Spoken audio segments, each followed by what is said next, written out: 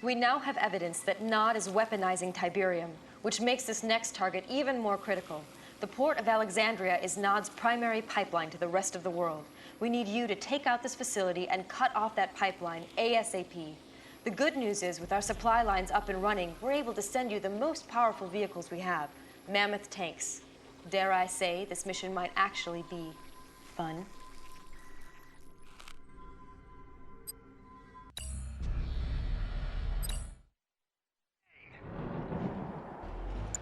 Training. New construction options. Building. Training. I got their codes. That's right. Trooper squad. Incoming transmission. What do you... This Nod port supplies Nod forces worldwide. Destroy both cranes loading Nod ships to knock out these supply lines. Destroy the Nod headquarters to shut down this port for good.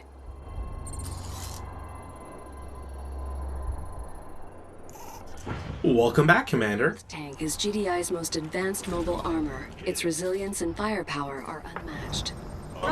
It's a little ironic that the briefing mentions that this mission could be quote-unquote fun. Not so much. It turns out that mammoth tanks either were nerfed to some degree or just don't quite perform as well on the higher difficulties, making this a bit of a chore, actually. So, yeah. We're actually going to have a completely different unit composition than what even the guide tells you to do, which is to essentially mass mammoth tanks. I kind of have to wonder, speaking of it, now that I actually have it in my hands, if they played it on hard difficulty or not. There seem to be a couple differences in how I've played and how they represent things. Also, the guide is very unhelpful. It'll tell you that there's certain intel that you can pick up in missions, but not exactly how to get it.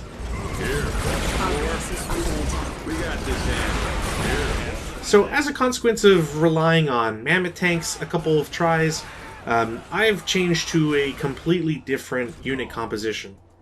There's one thing that players should do right when they start, which is to shove at least one zone trooper up on this hill.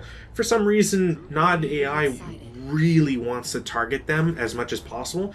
Gets you a little bit of free experience on a mammoth tank, but also, more importantly, lets you kill units essentially for free. There's also some things that I learned while playing this mission as well, which is if you have snipers, and I may have mentioned this before, but if you have snipers, put them on aggressive mode. They really do not wish to shoot if they're in their regular stance, which is weird. I've had so many of these attacks that run up to my base, and the infantry is all fine, my zone troopers battle against the infantry, and suddenly I'm losing because it turns out that the snipers just didn't really feel like working. As you might imagine, it's quite frustrating to go through that. It's also pretty frustrating to have to play this mission like 6 times, just because everything just goes wrong at different parts. As I mentioned before, I tried to go the all mammoth tank route. That doesn't really work. You are under constant attack, which makes things a pain. If you don't have the right units or the right number of units, you'll just get blown away by the various attack waves. You can build defenses, but defenses are not as good as some people might allude to. Honestly, the best composition I found really is to just mass zone troopers, get a lot of snipers as well, just because the zone troopers obviously are pretty weak to infantry. They just don't do enough damage to make it worthwhile, and you need a lot of snipers to effectively deal with all of the infantry that you're going to be seeing. Units sighted. Insufficient. There's also another reason why you want to do zone troopers, which is so that you can get across this wall. Now, technically, the wall isn't that big of a deal. It does make it so that you have to go around and etc., etc. But frankly, the biggest thing to worry about is the buildings that the enemy has. And if you're going to assault the base, really you're going to be wanting to jump over it. It also minimizes the amount of time that you come under contact with the shredder turrets, which unfortunately there's one near there. And yeah, you just need to effectively destroy the Nod's production capability.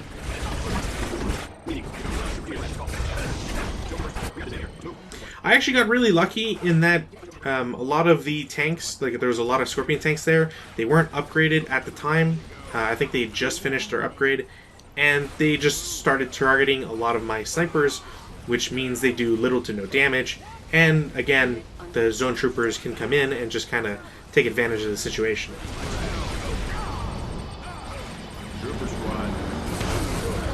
So yeah, you kind of just want to jump over the wall or just jump in, destroy as much as possible, target flame tanks, obviously, and other units that will cause you some grief, and then destroy production wherever possible.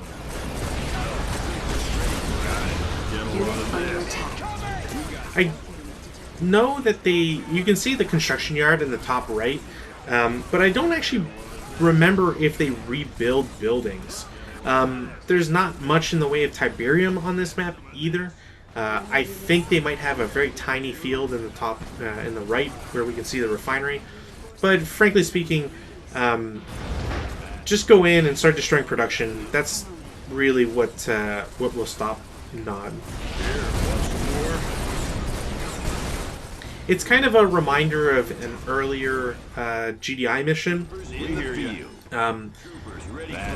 Kasabad, I believe it was, the one prior to this, essentially, where you just started seeing zone troopers, where Nod just really outproduces you to a very large degree, and it's hard not to be frustrated by it, because the AI just does not have a limit on how it builds. It builds incredibly quickly. It seems to have limitless funds. And while that may not necessarily be true in the code, it certainly feels that way and makes it so that trying to progress through some of these missions is far more of a taxing activity than it really needs to be. It's also important to point out that you really want to be careful with how you're using your zone troopers as well, just because of the fact that when you're moving your zone troopers and you do jumps over walls and such, there's no unstacking, I guess, for lack of a better term. So your units are essentially just all going to pile in, and if you are ever in the vicinity of a shredder turret, you're going to lose just about everybody in one volley. It's kind of crazy how vulnerable the zone troopers become when they use their jump ability. I was also taking a little bit of time here just because I wanted to make sure I got all of the intel and all of the secondary objectives as well. And I was just starting to check every corner to make sure I didn't miss anything. You know, it's one thing to beat a mission that's tough and that you might be worried about something, and it's another entirely to beat a hard mission only for you to be missing one piece of intel from a rather innocent thing. And this is to show the difference in attack speed from a second level unit to a elite unit.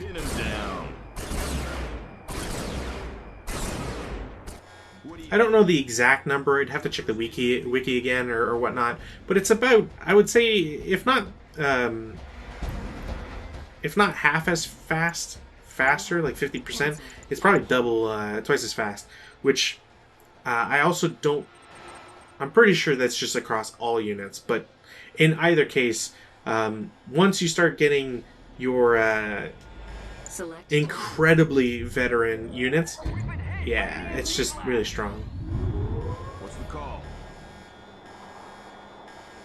Troopers in the field. I think that's what I was waiting for, is just to see if I could get intel from the EMP cannon, but alas. Select target.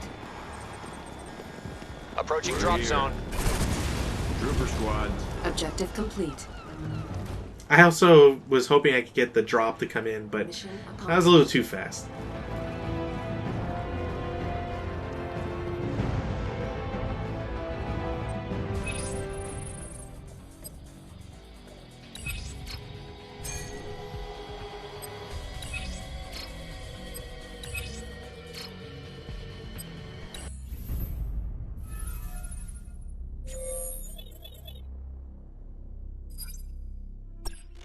INOPS just confirmed the nuke that destroyed the Philadelphia was launched from this area.